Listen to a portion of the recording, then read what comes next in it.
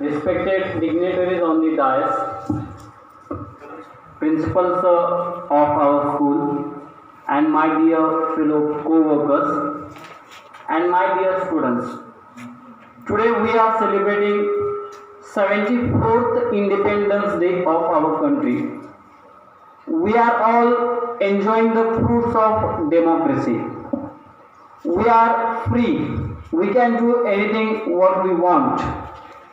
We have every right to go anywhere. We are taking our own decisions. Our country is ruled by the representatives chosen by the common people. We are enjoying all these things. But let me tell you, once upon a time, we were deprived of all these things. We were under the rule of foreigners. For many years, we were not given the freedom. We were not as free as today. Obviously, we were under the rule of Britishers. The Britishers were trying to snatch away all the wealth of our country. Once upon a time, our country was known as Sone ki Chidiya. Many foreign countries, they invaded our country only to take away the wealth of our nation, and they were successful in it. Now, when I talk about British rule, I can say that the Indian citizens were not given the fundamental rights. The life of the people was a havoc. We were leading a very bad life. So let me tell you some of the reasons why we were under the control of the Britishers. For that, I will have to take you in the past. Dear students, the main reason we were under the control of other foreigners is that the people, the public of our country was not united. The Britishers, they were foreigners. They invaded our country. They attacked our country, and they pretended that they are only in India for commercial reasons. In the year 1600, East India Company was established. The representatives of East India Company went into the court of Jahangir. Jahangir was the Badshah of that time. The East India Company requested that we want to do trading in India. We are only a businessman. We are only a traders. So they requested for the permission. King Jahangir granted him the permission, and in the beginning, in the initial years of the East India Company, the company was only doing the trading, or it was only working as a commercial company. Slowly, when the East India Company saw that the people in our country are fighting for the religion, they are fighting for the caste,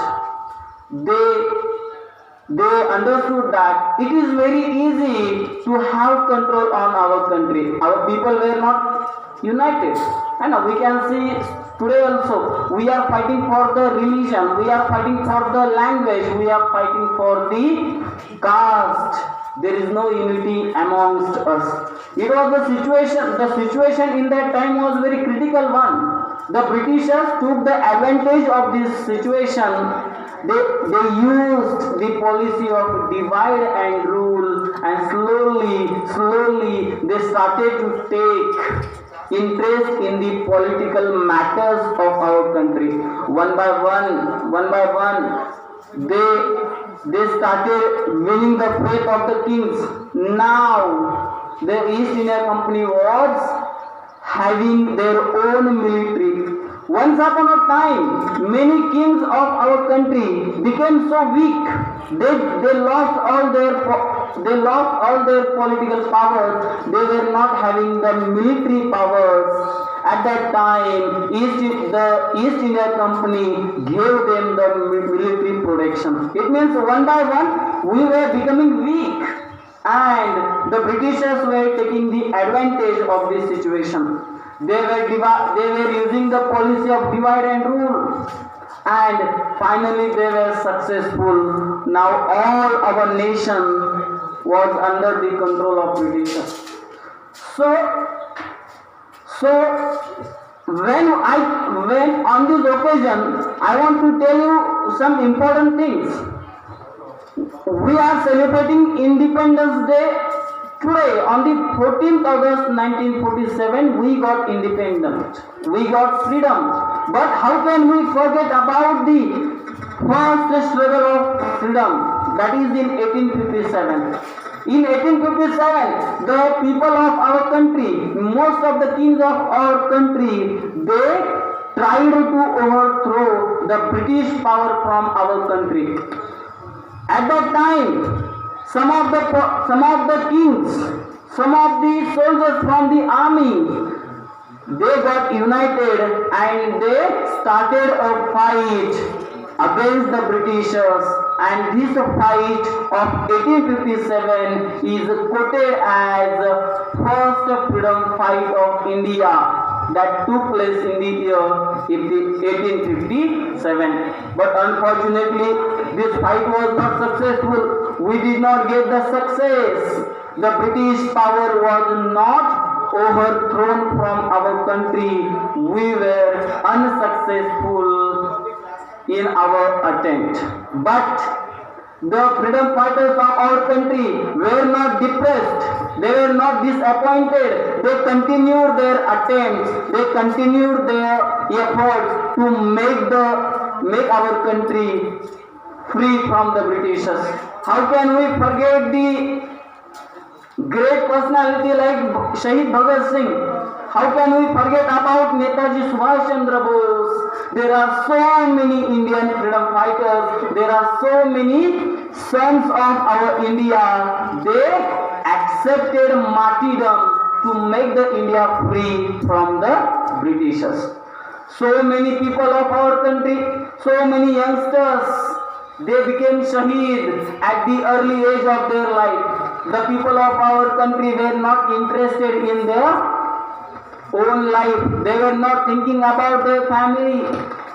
They were only thinking about the ways how we can overthrow the British power from our country. How can we forget about Lokmanya Tilak? Lokmanya Tilak is called as the father of Indian unrest. Once upon a time, he led the freedom fight of our country. How can we forget about Mahatma Gandhiji? We all know that Mahatma Gandhiji did not use any weapons against Britishers. Without any weapons, Mahatma Gandhiji was successful in attaining the freedom for our country. What were his weapons? His weapon was non-violence, that is ahimsa. He believed in the principle of ahimsa without dropping a single drop of blood. He was able to give freedom to the India. So, after the continuous efforts of so many people, after the efforts of so many shaheeds, we got the independence. Are our duties over? No.